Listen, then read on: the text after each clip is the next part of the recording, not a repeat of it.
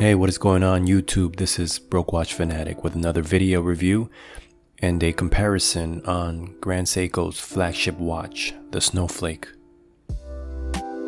The first Snowflake with its reference number SBGA011 was first introduced in Japan in 2005 and released internationally in 2010. This model featured the double logo wearing its Seiko name on top of the dial and Grand Seiko on the bottom. This was until Grand Seiko removed the Seiko badge in 2017 with its new reference number, SBGA211. Some say the double logo SBGA011 will be a collector's item down the line and is the preferred model, while others prefer the Seiko logo to be disassociated from the Grand Seiko world, preferring the SBGA211. The Snowflake features a 41mm case diameter, thickness of 12.7mm, lug width of 20mm, tapering down to 18mm. And the most interesting part is the wingspan. The SBGA011 comes in at 48.4mm, while the SBGA211 comes in at 48.7mm. And even more interesting is when you measure the male end links.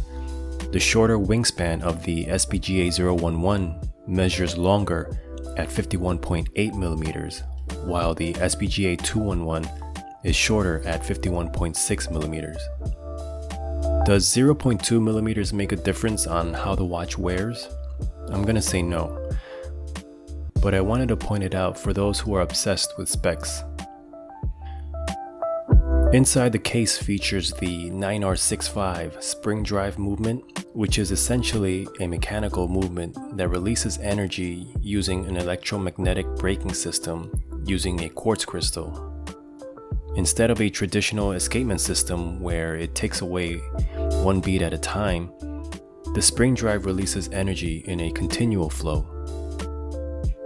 As a result, you get this smooth sweeping seconds hand that is somewhat therapeutic when you stare at it. It brings you to a place of serenity when you see it sweep away. And since there is a quartz crystal regulating the release of energy, it is extremely accurate down to plus or minus 1 second per day, or plus or minus 15 seconds a month. It is far more accurate than any mechanical watch out there. The dial is another special feature to this watch. We all can argue that Grand Seiko is the king of dials, at least that's what I think. The white texture that the dial displays is inspired by the snow-covered Hotaka mountains that surround their Shinshu watch studio. It's matched with a blue-tempered steel seconds hand, with the faceted hour and minute hands being all polished. The hour markers are also faceted and polished along with the power reserve indicator and the date window frame, making this dial reflect light in every way you position your wrist. The case is also multi-dimensional with many facets around it. The top surfaces of the lugs are brushed, while the bezel and the sides of the case are polished. There is also a polished bevel on the inner side of the lugs, which adds more visual interest overall. The 20mm lugs make it a common size to find straps, but this watch was really made to be worn with the bracelet. If you take a look at where the spring bars sit through their drilled lugs, it's positioned closer to the ends of the case, leaving a much wider gap when putting on a strap.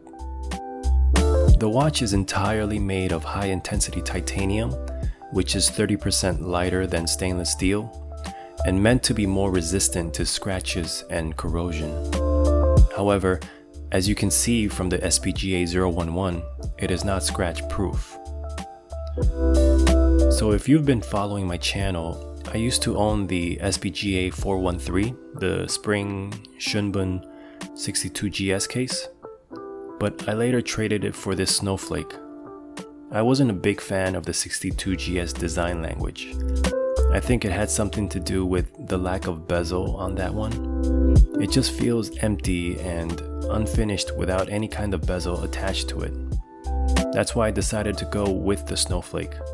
The polished bezel feels more at home to me, and you can't hate on that lovely texture dial. And on top of that, I find it really hard to find a good white dial with decent legibility.